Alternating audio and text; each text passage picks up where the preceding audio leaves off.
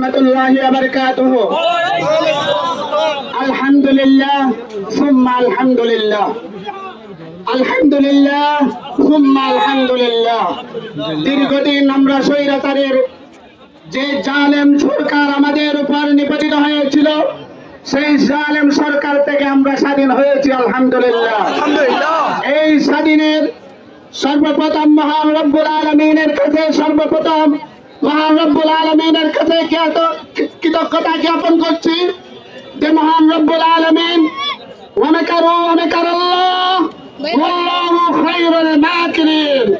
তারাও ষড়যন্ত্র করে, আল্লাহ কৌশল করে, মহান আল্লাহর কৌশল হচ্ছে সর্বোত্তম। আওয়ামী লীগ গতকালকেও চিন্তাই ছিল যে তারা ক্ষমতায় থাকবে, সকালেও চিন্তা করেছিল তারা ক্ষমতায় থাকবে।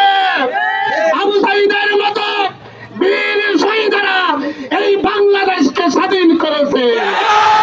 আবু সাঈদের মতো শহীদের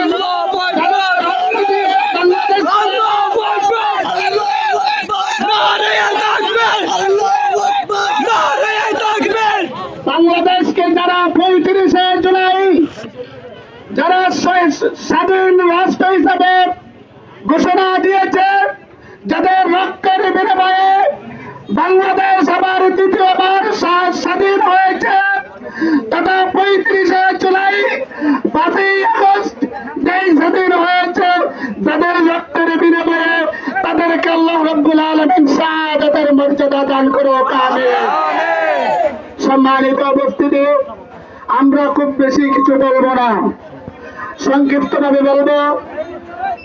আল্লাহ রাব্বুল আলামিন মুহাম্মদুর রাসূলুল্লাহ সাল্লাল্লাহু আলাইহি ওয়াসাল্লাম যখন মক্কা থেকে বিতাড়িত হয়ে মদিনায় হিজরত করেছিলেন, আবার মদিনায় মহান রব্বুল আলামিনের পক্ষ থেকে ঘোষণা এসে মক্কা বিজয়ের জন্য ঘোষণা দিয়েছিলেন। সেই মক্কা বিজয়ের ঘোষণায় আল্লাহ রাব্বুল আলামিন যে সূরাটি নাযিল করেছিলেন, সূরাতুন নাসর।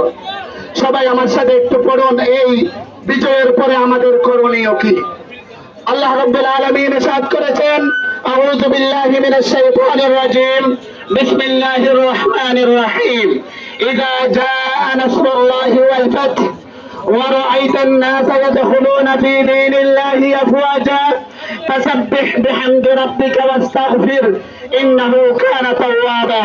সম্মানিত উপস্থিতি, মহান রব্বুল আলামিন ইরশাদ করেছে, যখন তোমরা বিজয় দেখবে, যখন তোমাদের বিজয় সামনে আসবে